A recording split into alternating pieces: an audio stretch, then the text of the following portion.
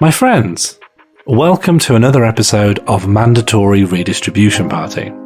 This episode is about counterpower and rebuilding community in a privatised world of isolated consumption. It's complicated stuff, but don't be too galled. We also like to have a bloody good laugh. Enjoy the ep.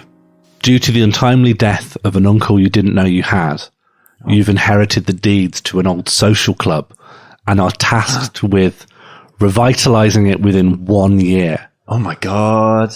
Okay, first of all, is it like my mum or my dad's sibling? Mum's sibling, but Right. estranged due to... Just decided to have this one adopted. Where is it? Old mining town. Yeah, it's going to be up near Blackburn. Okay. All right. I don't really know anything about Blackburn. What's the great thing about not knowing about Blackburn is that you can just project what you want to onto. Is it structurally sound? Has it got rising damp? Has it got crows in it? The upkeep hasn't been great, but everything is structurally solid. Toilets flush. It's built out of good old wood. Good old wood. Good old wood. Yeah. No bricks. There's some brickwork. Yeah, it's not like a shack. It's not a lodge. But I mean, you go in there and you can see that everything just needs to be cleaned up and a few old tiles need to be fixed. Yeah, is it haunted? I'm going to say yes, It's haunted. A spectre is haunting the social club. But it's not communism, it's just a ghost. It's it's someone who literally it's someone who joined the snooker club and died. Yeah. Like a poltergeist that's really good at snooker. Yeah. Have I got a snooker table? Yeah. Oh, sick. Would you keep that, do you think? Yeah. Because your job is to... Because you're not measured on profit. Oh, okay. You are... Oh, so I've just been given this. So No. There are success criteria, but it's not profit. But I don't have to worry about money. No, you do. Of course you have to worry about money. Yeah. You can't lose loads of money because then how you can run it. So how's my criteria not profit? But you haven't got a single criteria of profit, is what I'm saying. It's a bit like Theme Hospital, where, yes, you have to make money. Yeah. But that's people actually... come in with horrible diseases. Well, it's an old social club in Blackburn, so yeah, that is going to happen. Yeah. But you can't bar them. Yeah. That's not fair. Yeah. So that will happen. And in Theme Hospital, you have like a few criteria, and one is like, how good of a service are you providing for people? Are they happy? Like Roller Coaster Tycoon. Yeah. And then one of them is like... Working Men's Club Tycoon.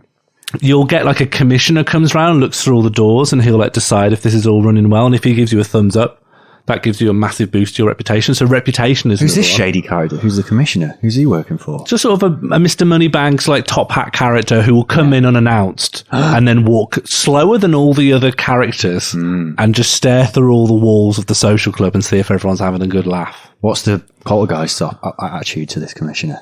Poltergeist is invisible to the commissioner, but it can be seen by the patrons. The poltergeist's main motivator is to get people to join the snooker club. Initially, so you get tempted. You're like, oh my God, I can play a poltergeist at snooker. And the poltergeist always sucks initially, but the poltergeist is fucking amazing at snooker. Yeah. So down the line, everyone initially is like, oh yeah, they want to play the poltergeist at snooker. But you eventually end up fucking hating him. Poltergeist is doing like trick shots where the balls like go levitate above the table. And you think, well, that's not fair. It's like when you're playing old fighting games and the enemy characters can do stuff that literally you can't do as a player. Yeah. You think, well, that's like, how am I supposed to do this? Yeah. So happiness, attendance, surely, if I have to make it. Happiness, attendance, reputation. You've got to be providing something arguably beneficial to the community. Oh, God. And so I'm not going to pin it down. It's just that you could argue it. You're arguing you're providing a service not just to individuals who want to come, but to the community. Okay.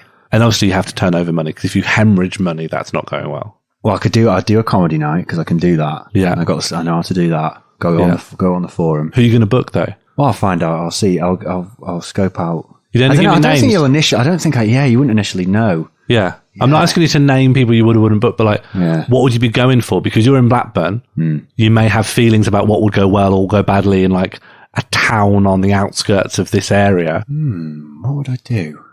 Yeah. So comedy club. Mm-hmm. I think to get people in early doors, classic strat.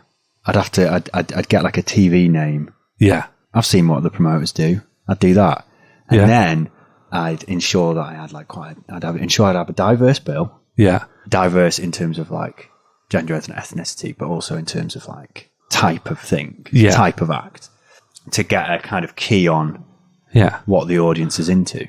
Put a little weird act in the middle section, but... Yeah, all the classic strats. Yeah. And then we can see how people kind of respond to that and react and kind of build it up over time. Mm-hmm. And I think there's a mixture of you're able to shape tastes as people become more literate in the type of performance you're putting on, as well as respond to what they think. You can sort of respond and shape it. Right? So I do a bit of that, bit of theatre, maybe some theatre. I'm presuming I've got it's got like a stage and stuff, right? Yeah, it's got a big old stage. It's got those kind of sparkly streamers kind of hanging down behind it. It looks old. What's like the demographic? Like boomers, like of the town? 50s or... I guess I'd kind of like to imagine there are some younger people. There are still younger people that have hung around. Let's say there's a new development or a new estate. So it's brought some younger people with families there. Oh, okay. Because it's like cheap property ownership. But then you've got the older people that live in the old houses.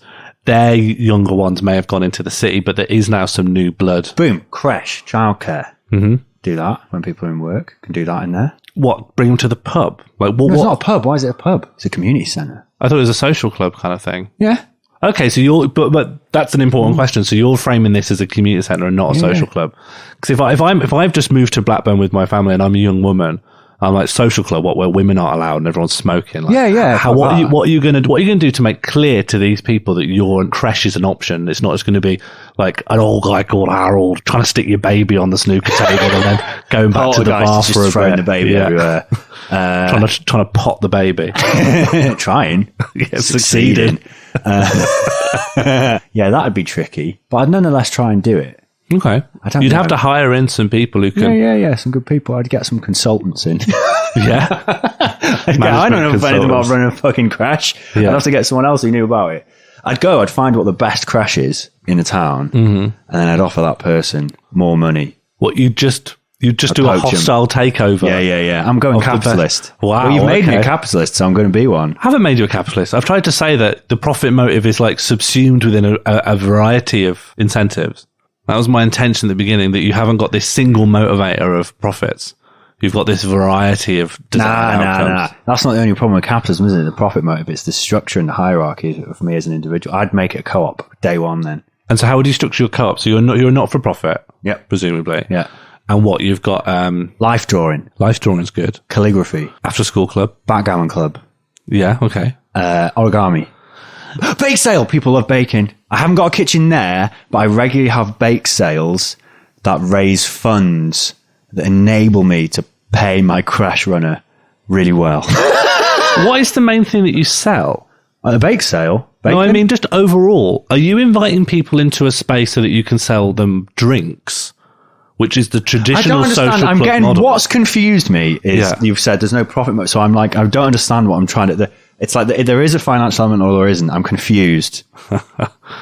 In Theme Hospital, you've got 5 criteria. Right. And you need to meet 3 or 4 quite well to get to the next level. Yeah. So you can make not very much money at all, but succeed on a few others. Yeah. I don't understand how this works in the real world. I'm just trying to create a model whereby something more interesting than just selling as much alcohol as you possibly can. Yeah, well, I don't want to do that. Ever occur. That's not. I've not said that at any point. But you need to make some money, because you can't just spend money on things to come in and make no money, and then you're out of money, and then the place. Well, if I have this space, if I've inherited this space, do I own it outright? You have the deed, yeah. So you inherited the deed, so there's no more. Well, all I need to do is keep it running, and if I get a cooperative together, and then I'm able to fund it through a large group of people, both the cooperative and kind of other people in the community, then all I need to do is keep it ticking over. But that can be more expensive than you think. Yeah. Upkeep on a large building and the staff necessary to keep it working. It's not chicken feed. That's like you need to have a certain amount turning over per month. Well, I don't know. I'm not a business. I haven't got any clue how to do this. And also, the sheer amount of events you're throwing at it, they're going to start being competing for space. You actually might end up being quite mercenary with chucking out the life drawing class or chucking out the backgammon club. Oh, fuck. Because the more popular ones are starting to win over. So how do you navigate that? Well, I'd let people decide. I'm not deciding. Okay, so you let them decide. You're asking an anti-capitalist how they would be CEO of a club.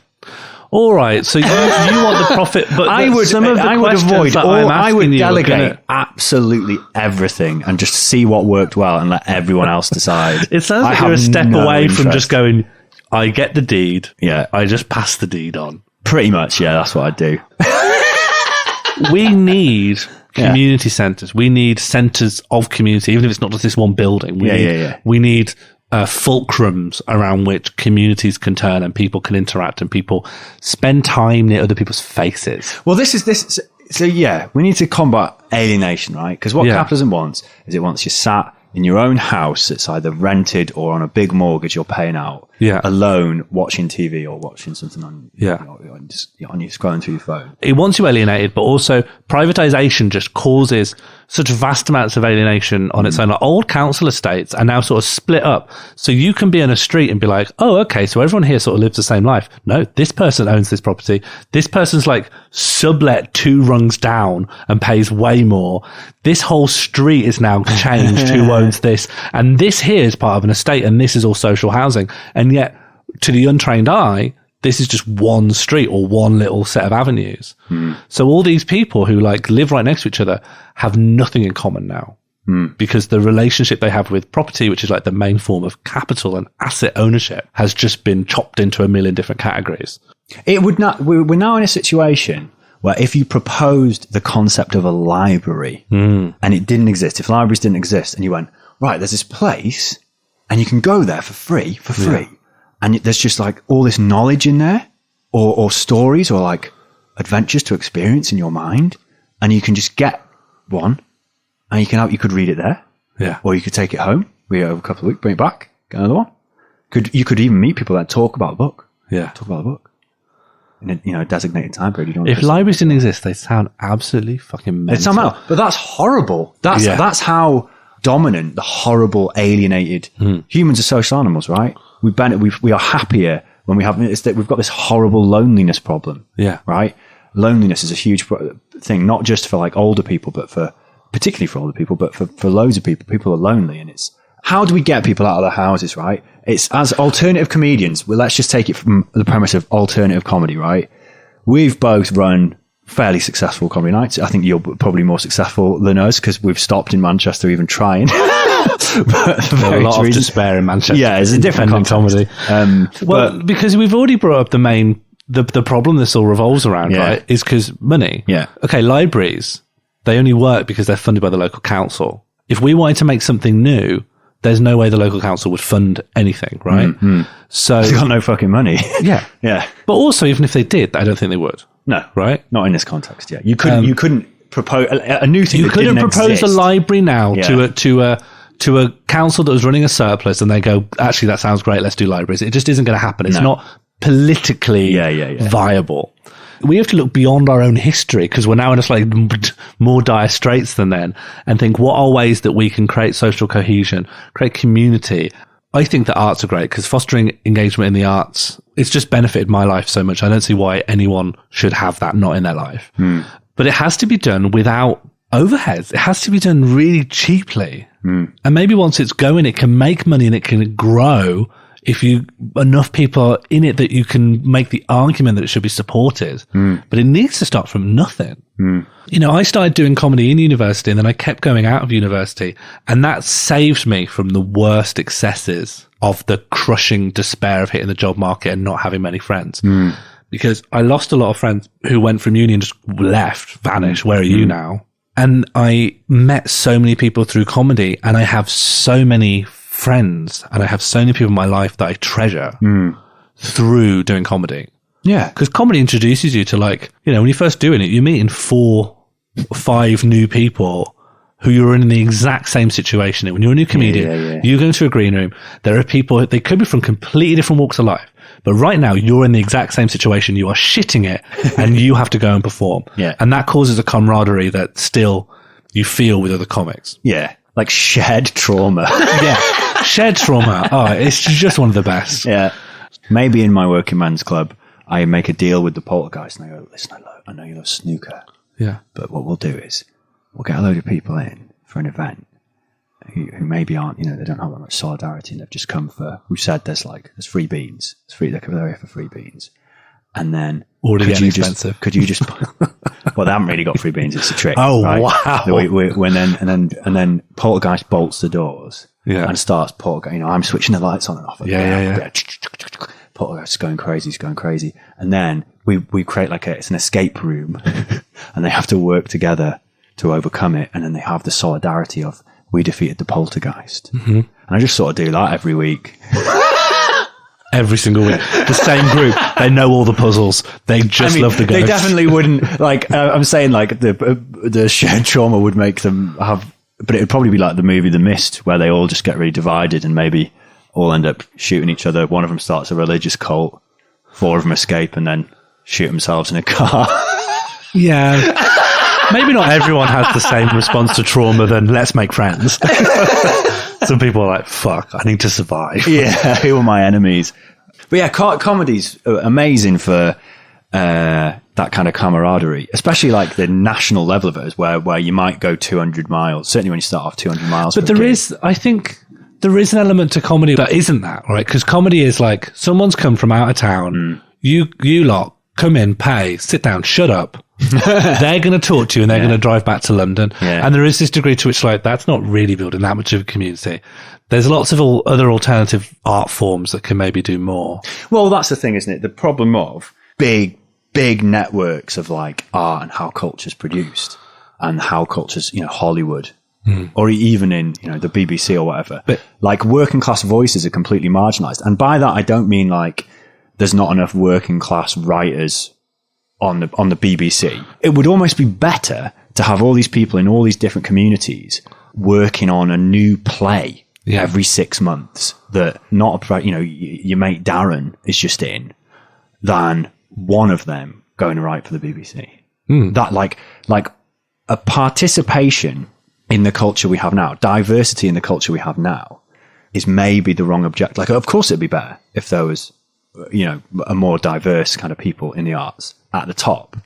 But I think diversity of arts, like grassroots being made in these places where you can see the people doing it and they're from your community, not just on the screen, even though there's, you know, there's something exciting about that because we fetishize that as like, you know, that, but like in the hall 2 miles down the road. Yeah. That's what I'm saying. To the degree to which arts in the North can't win, because if they do start letting artists from the North join the national level of the legitimate level, all they're doing is taking artists outside of their community and making them live in London. Yes, so like, exactly. You can't win there. Yeah. Like one of the happiest times I had in comedy, or at least definitely one of the most interesting times I had in comedy, I was at a place called the Riverside.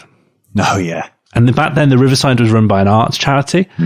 And when I first started off, I left uni and I started just putting on nights, and it was all a bit of a mess because, you know, I was really young. I didn't really know what I was doing. I didn't know how to promote, but still people were sort of coming, but I didn't know how to keep them. People would leave, and some of the shows weren't very good. I wasn't very good. I just started doing stuff. They were sufficiently like interesting and ambitious enough that this arts charity, the head of it, said, you should come start putting things on at our venue. It's like a black box theatre, small black box theatre space above like quite a nice pub. And then above that is the offices of this charity, and we'll give you like a monthly stipend to cover your overheads, and you'll be on our books and that, and you'll have a contract, and then you'll be working. I'm like, great! I've been like doing this for like 1 or 2 years, and I've like landed this thing, and I'm really happy with it. But the charity wasn't very good, and they took the brakes off straight away, and there was no communication between the charity and the bar hated the charity. And they and one by one, all the events people stopped putting events on here.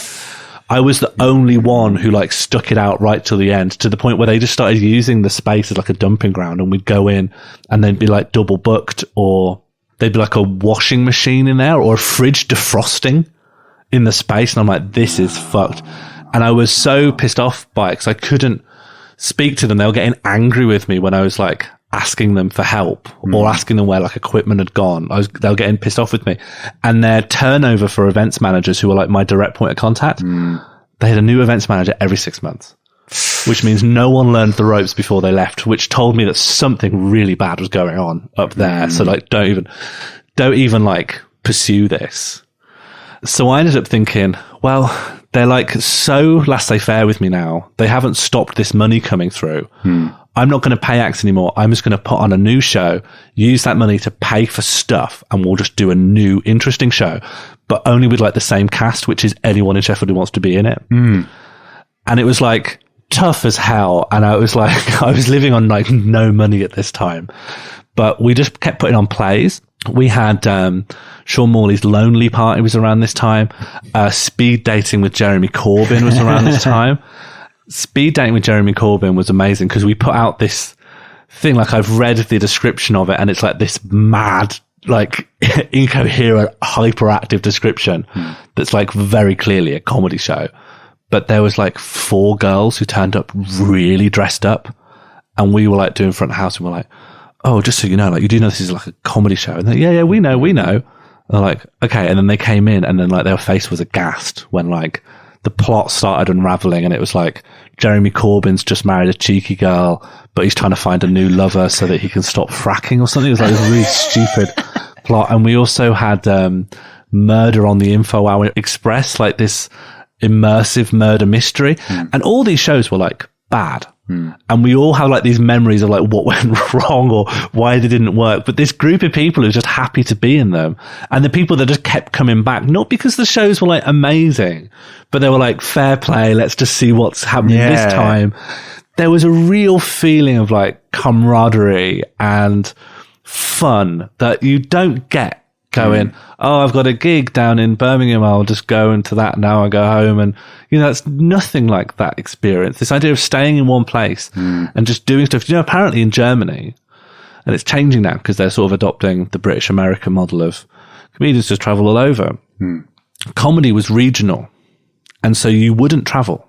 And there's a little bit like this in Belgium. I'm doing a bit more comedy in Europe while I can. And so in Belgium and Germany and maybe elsewhere, your job is you are a topical local commentator, and everyone makes their big money doing their big end of year show where they do comedy about what's happened in that area of the country across the year, and national issues as well. As you're getting bigger, you're expected to do national issues, then you might go on TV. I would love one of those guys to just do that show at the Fringe. Yeah. And so you stay where you are, about your region, and people in your region go to you, and that's a lot closer to what we're talking about. Do you know that comedy in Belgium was actually kickstarted by a Bristolian trade unionist in the 1980s? Guy went over to work, it's the Auf Wiedersehen pet style thing of I'm going to go work in the factories near Antwerp. Yeah. And then liked comedy back home and just started it up. And really crazy thing happened because comedy really is a UK export in these countries, especially the ones that really border the UK. And so they wanted comedy, but there isn't a grassroots comedy scene to draw from. So this guy started it up, and people went from what we would call open mic, lowest rung, to doing theatre runs in under 5 years. That's really interesting. They went from being absolute novice to getting lots of money because the theatres put their back into them and went, we want there to be a national comedy scene. Wow. Yeah, it's interesting. It's really interesting. Yeah, I love that. Putting comedy in a wider international context. The impact of Hugh Carlton Green for British television comedy. So Hugh Carlton Green was an official or something in Weimar, Germany. Yeah. Right. So he's in Berlin when there's all the cool, amazing culture and cabaret and all that stuff. Yeah. And satire. And he used to go and see it and enjoy it. So then when he's Director General of the BBC in the 60s, he's like, oh, we should do stuff like that. We should do that stuff. So that's how you get Steptoe and Son. Right. And you get TW3, which was like a sort of mock the week of the 1960s. Yeah. But you know, at the time it was completely bizarre. You know, they I think they took it off during election time because they were scared it was too like disrespectful of politicians. And it was, you know, the Profumo scandal that completely discredited the Tory government in the 60s was like, they absolutely got monstered by the TW3. And it seems like so completely tame now. Yeah. But in the context of, you know, the 60s where people, you know, working class people doffing their cap, taking their caps off in deference to middle class people was still sort of a thing, to some extent. And like that is like really bizarre. But his vision for what the BBC's cultural output should be in the 60s, which influenced a lot of how British comedy developed for the next few decades, was influenced by like Weimar Germany's cabaret scene. That's great. It's cool, isn't it? I mean, I guess they're always like the whole, like the salon. Yeah. Of just this place where loads of different things happen.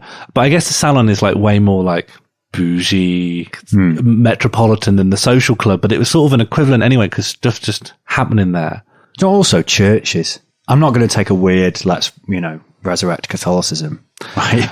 but pubs and churches dying because, I mean, you know, pubs dying because it's half the price to get a can, right? Simple, just market. It's almost as if the economic system like perpetuates ways of behavior that sustain that market system. That's interesting. Call me crazy. And make it difficult to build other things. I don't know. But like, yeah, going back to Germany, not to be, you know, like a parody of myself and bring up the Nazis, but I'm going to. Jack back on his bullshit. Back on my bullshit. The two groups most resistant to Nazism in the 1930s were Catholics and socialists, because they had such strong communities, right? Yeah. It wasn't just, you know, going to church on a Sunday or being in a trade union. It was that all of the activities, like, you know, that's why I was saying, like, crash before, like childcare, sports, entertainment, revolved often around the trade union, the socialist movement, or the church. And that's why in building institutions like we're suggesting, not just, you know, we're kind of talking about comedy clubs a bit, but what we're really talking about is what community. We need. We're talking about community, right? And what you need are buildings that can be used for multifunction stuff. But I think there is a thing not just can be, but and it's the even if you had the building, right?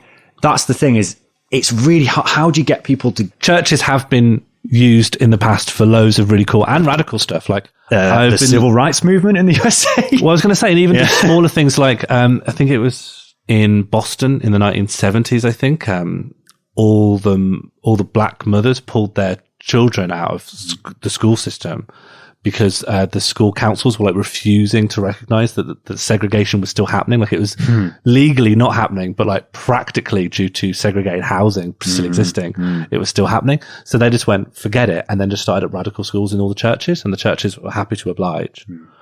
But that was, I feel like there's such a difference between the 70s and now, because people are split up in a lot, and we've lost the churches in a big way. Like new atheism and skepticism happened. I have tried to hold comedy clubs in churches.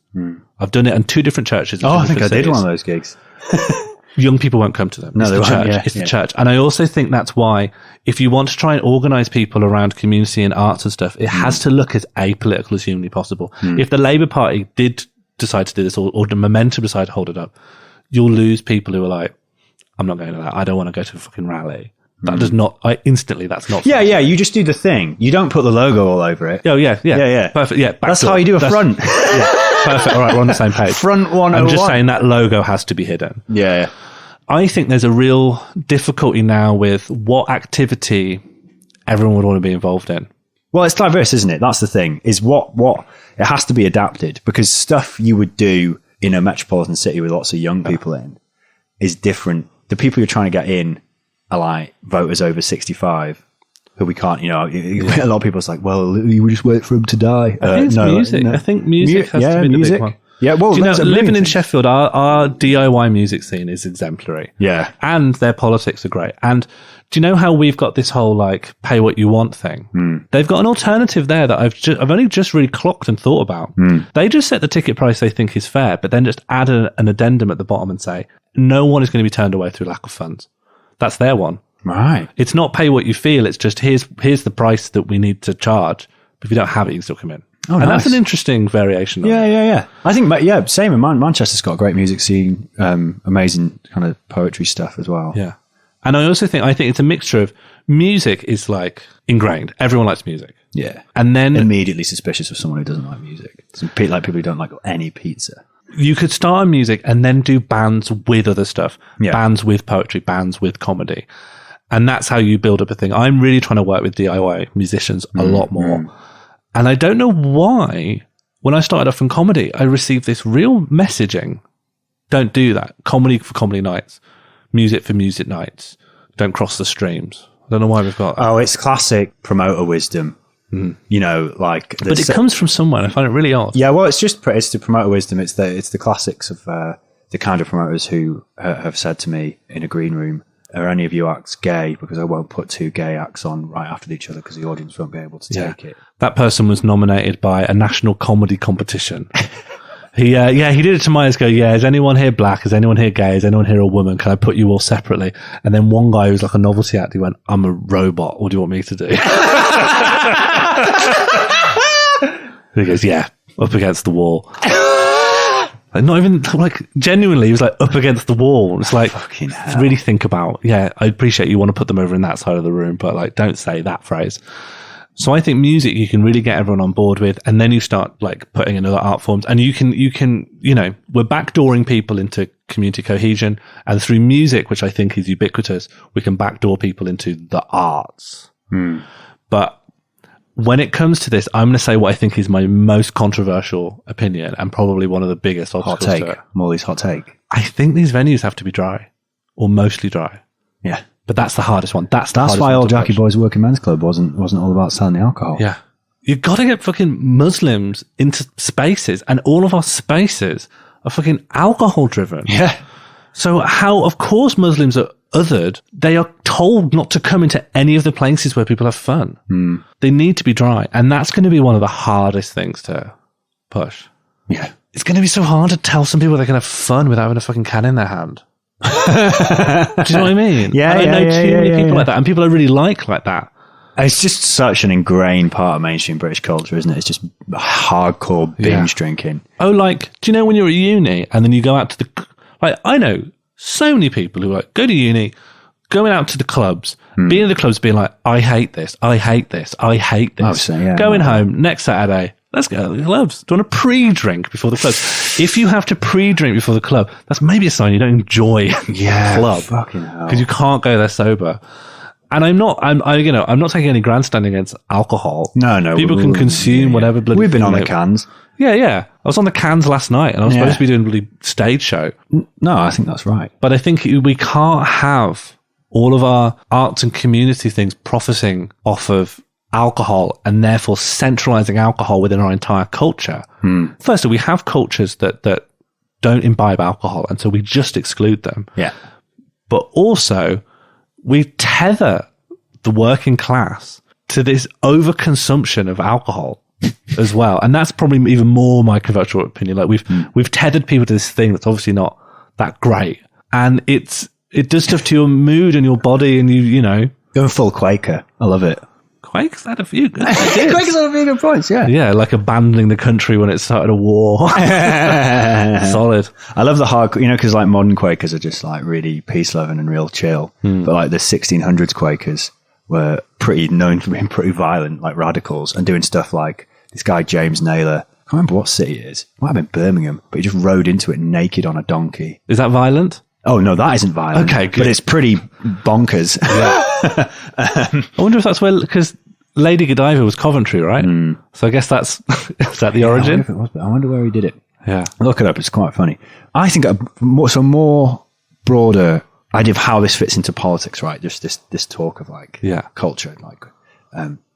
So it's really important to build movements beyond and outside elections, right? Particularly now we've got this like horrible ratbag government in, right? Ratbag. Absolute bag of rats, right? Yeah. We are not going to change the government anytime soon. So there's this really important idea, which is counterpower. Yeah. Right. Which is where the things you do aren't about just capturing power or making deals with the powerful or, you know, like seizing the state. It's about redistributing power and challenging power. For example, we're not going to change the government soon, right? And they're going to do horrible things. We need to form a basis in communities for making it impossible for them to do the things they want to do. So the classic example of that, the poll tax. So Thatcher tried to bring about this poll tax, deeply, deeply unpopular, like really regressive taxation. And people responded to it by just not paying it, right? Complete boycott. Yeah, you got like riots in the streets, and that definitely had an impact as well. And that's part of counterpower. It definitely had an effect. But also it's just like mass boycott. Solidarity with each other, you know, like bailiffs are trying to get into your house and people help each other out to keep them off. And means of communication. Bailiffs refusing to do so. Bailiffs thinking bailiffs or even tax collectors thinking this tax is illegitimate because so many people are resisting it. It's become illegitimate. We're not going to be able to actually do it. Yeah. And that's like a government trying to do a horrible thing. And basically people just went, no, and stopped it. Yeah. They didn't have the government. Yeah. Even the 92 election, like Labour lost. The Conservative government stayed in until 1997. Yeah. Right? But they stopped the poll tax, and you can stop other stuff like that too. Yeah. The way to be doing that more regularly is to have solidarity with each other and not be alienated and not be alone and not feel alone. Because if you feel alone, you feel like you can't do anything. Yeah. And you won't. And you get hopeless or you get apathetic. selfish. You don't connect to anyone else. Yeah, they're your two options. Yeah. Hopelessness and despair, or selfishness and survival. Yeah. Because selfishness can be survival if you feel up against it. Yeah, and they're bad instincts. But the more you're involved in a community, the more you experience solidarity, the more, and like you say, is integrating and giving opportunities to engage in a shared culture that for people who've been excluded. You know, it's that classic thing, isn't it, of like people who have great hostility to immigration tend to be the people who don't have much interaction with immigrants. Or if they do, you know, they'll, you know, say to their immigrant friend they know, oh, I didn't mean you. Yeah, you're one of the good ones. Yeah. This is something we all are keenly aware of, that society is more divided. And it's more divided because people are isolated and also technology feeds into that, and mainly privatization and capitalism. It's the market. Yeah.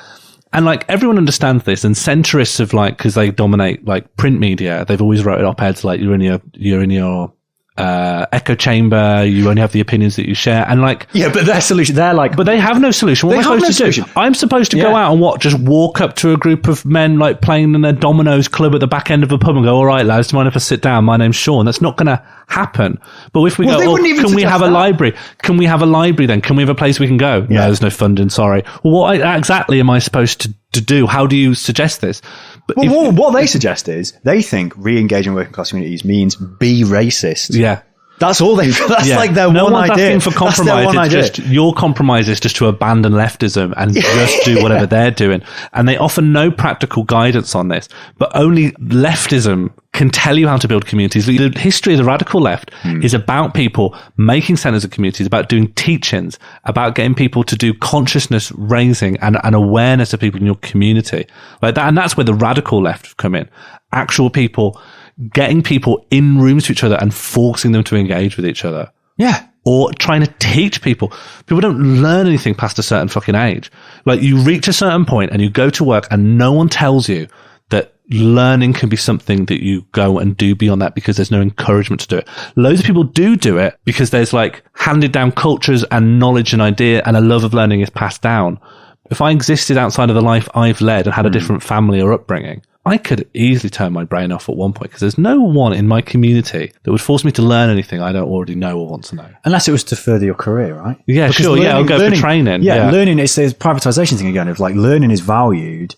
Young people get sucked out of these abandoned communities into cities, but they're sucked by the university industrial complex that's like, we train you up, and all the university brochures are like the employability and how many people have gone on to jobs from their things because education is commodified. They're sucked into that. And then once you are qualified, you go into the job and any learning you may do is to facilitate a job. So it's basically what can you learn that will help some business make more profit? Yeah. And that's the value of learning. And that's the value of you. Your CV is a list of how you can be profitable to a business. Yeah. So you become a commodity as well. Yeah. And learning is completely commodified. That's part of the problem as well. Is like, it isn't just fun things we could put on.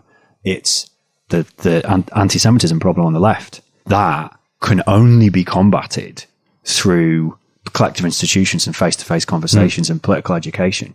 It's not going to be solved by like a 1 hour BBC documentary or some tweets. It can only be done by genuine engagement. Yeah. Yeah. But there aren't forums for genuine engagement, so we need to create them. Yeah. Yeah. So you've got hope. You've got a secret uncle who dies. You get the deed. You get the deed. You get the do a poltergeist. Scooby-Doo night in the haunted social club. Lock them in. You realise that the poltergeist that's good at snooker is just the janitor that's worried you'll get rid of the table. And then you open it up as a teaching seminar for new young radicals. And you keep the snooker table, obviously. Obviously, yeah. The most exciting thing about the ideas of the left is that it imagines that things can be different, that the world can be different, that we can live different lives. Wealth inequality, exploitation, and the myriad ways that people can live and be forced into shitty lives gives you a moral compulsion to act. But what has always captured my imagination is the very idea of transformation. We could transform society into something wonderful, egalitarian, a functioning national health service, or, a screwball future, flying cars, travel tubes, big phones get big. I was born in 1989, so just after Tim Berners-Lee has invented the World Wide Web, and just before the fall of the Berlin Wall, which are the two defining events that shaped what the 90s would become. I'm basically the biggest 90s kid there is. Cut me and I bleed Pogs and or the Carlton Dance. The fall of the Berlin Wall was a defining moment for the world. It flipped the script. A script that has neoliberalism written on it, double-sided and Curry and New, size 20, just manically, with loads of spelling mistakes, and like Jack Nicholson bashed it out in a cold hotel. The wall falling was a sign of the coming collapse of the Soviet Union. I miss you every day, honey. Rest in peace. The repression of the Eastern Bloc was going to end, but capitalists in the West had something a bit bigger to celebrate. Capitalism always has to grow and expand and find new markets and find new ways of making profits. Suddenly, the largest country in the world, which was locked off from capitalism, and all the territories in the Eastern Bloc that it controls, they've now opened up. The floodgates have swung wide. Western firms are rushing in. They're buying up all the businesses, they're stripping the assets. It's piranha time. So then, the West, which I've put in quote marks that you can't read because I don't really like saying the West because, I'm talking about places like Australia. Is that in the West? And I feel like what I'm really saying is white people countries. But I don't want to just come out of the gate and say that because that feels like I'm principally making a point about race, which I'm not. I could. There's a point, there's an open goal of a point there, but it's a bit tangential. It's another app. So then the white West profits off these new markets and the economies of these countries get a massive boost. And just trying to Google the stats about some of this stuff feels like it's been made artificially difficult to verify. So before the Soviet Union collapsed, there was this big recession that was affecting the West, and it was caused in part by an oil price crisis, which is caused in part by Saddam Hussein. Oh, do you remember him? Where's he now? What is he? Then like a year after the collapse of the Soviet Union, the US and the UK, they have their longest recorded economic boom. And loads of articles relating to that time just sort of scratching their heads going, oh, I wonder why this happened. In 1992, Francis Fukuyama wrote a book called The End of History and the Last Man. The collapse of the Soviet Union, he argues, signals the end of history. Do you remember history? Check it out. It's done. The book of history is firmly closed. No more wars, no more upheavals, only liberal democracy the globe over. That's the way it's going. Sorry. put a fork in it and eat it. Eat history. And that's the world I grew up in. If the class war was lost in the 80s, then the 90s was the loss of the ideas war. Yeah, I can go on the internet and see a picture of an alpaca, and I am genuinely very grateful for that. I love doing that. But for my options for how I can live my life and who I can be as a member of society and how I connect to other people, that's set. Just set in stone now. The paint has dried, so please don't get any of your weird smears on it. Because what you can do is limited. How you spend your time and connect to other people is limited and privatized. Things have to work through capitalism, things have to make a profit. So even when you're not at work making money for other people, you now have to spend your free time in some way that is brokered through capitalism. To see your friends, go to pubs, cheeky Nando's, watch a movie, go to Chessington World of Adventures. Can I not just have a laugh without parting with me precious coin? And the neoliberal consensus cemented because capitalism was drunk on devouring its rival. And just look at all the wealth, they said, in the 90s during a temporary economic boost. Not entirely sure what happens if, I don't know, once the whole world becomes a capitalist liberal democracy and capitalism's still looking for new room to expand. Not really sure what happens then, but don't worry. I'm sure that won't become an issue. Wink. But the war of ideas doesn't need to be lost. We can organise ourselves however we like, if there is a will and a fervour for it, and with a Tory majority now our reality, we ought to look into that. Not just to reinvent the cultures of the working class, but to protect each other and rekindle a form of solidarity, connected to each other outside of capitalism. Solidarity is what we're going to need if we're going to resist. And I don't mean resist like direct action and protest. I just mean it's easier to not succumb to the patterns and lifestyle of consumption and alienation if you've got these strong connections to other people in your life. We need to create and think plausibly about new forums that will help forge these connections. And yeah, there's the classics. There's unions. They're great. Classic bit of counterpower. Join one if you got one. And even if you don't have one connected to your workplace or industry, there are new things cropping up that will still allow you to join a union. There are renters unions like Acorn.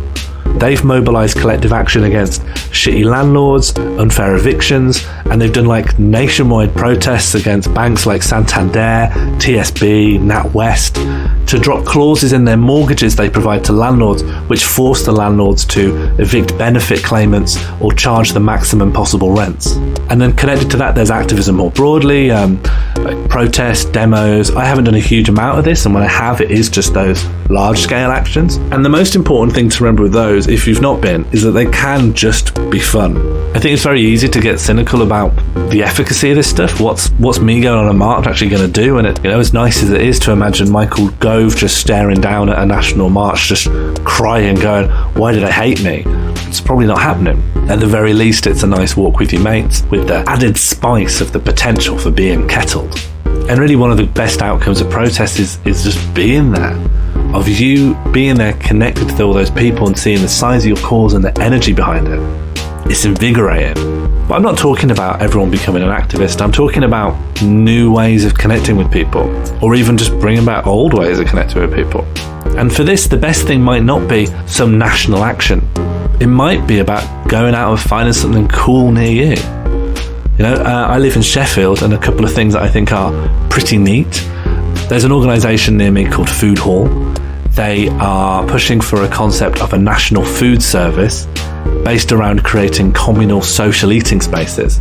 They've got this big kitchen, and you can go in and you can even cook some of the food if you like, or you can go in, eat and donate money if you want. It's good. I like cooking. I also like eating. Perfect. There's an arts charity in Sheffield that runs an annual lantern carnival in an area called Sharrow. They put on free lantern making classes in a community centre, and in the spring, just after sunset, there's this big parade and everyone takes their lantern out. Some huge ones, some weird ones, some bad ones, and everyone walks down in a big parade and they show them off, and it all ends up in an old Victorian graveyard, and there's food and live music like into the night, and the whole graveyard's lit by the lanterns. And Sharrow's it's like a classic northern working class neighbourhood, just old terrace houses. There's a really growing South Asian population there, but everyone comes out and people in the city travel to it, and people are coming for this lantern spectacle and community building. It comes through the back door. It's great. I love it. And lastly, let's work on taking back our power in culture and the arts. You know, I see a lot of energy put into critiquing the culture of mass media and criticising a TV show or a movie or a new big influential book. And these have come out from massive publishers, from multinational conglomerates, and you're critiquing it for its bad representation of gender, race, and class, and how it represents certain people's experience. And it's not that that energy is misplaced, but if that there is part of your soul that yearns for art, that speaks with or can engage with your experience, then you have to look at the art of your peers. These people are you. They know you. They live on the same street as you. And it's not an argument to support local artists because they need to make a living, or you have to support the local economy. It's support local artists because so often what they make is fucking good and you will feel better for it. I work in the arts, just about, and some of my favourite comedians, my favourite musicians, my favourite visual artists are people that I am lucky enough to call my friends, and having that kind of relationship with art is just incredible. You can't put words to it. And there are so many things going on. Find something you love and give it your support. Let's go out in the new year and find things we love and support it. What's good for the soul can be good for our politics. And you know what? I don't do enough. I don't get out and see my friends as often as I'd like. There's loads of nice things I'd like to go and see. I keep meaning to go to food hall and have a cook, and I don't get around to it. I get stressed, and I get stressed about work, and I work through the weekends, and I'm always convinced I don't have enough money or time to go and make too many plans, and I don't actually think any of that stuff is true. And I think I just need to commit to doing more. And this is not a call to arms for everyone to become an activist and glue their head to a JCB. We're just, I'm just saying, let's go do some normal human stuff. Let's go be close to the people that we love and spend time with them and meet new people and be friendly. Culture's just made when people come together. And counterpower is made when people stop being strangers.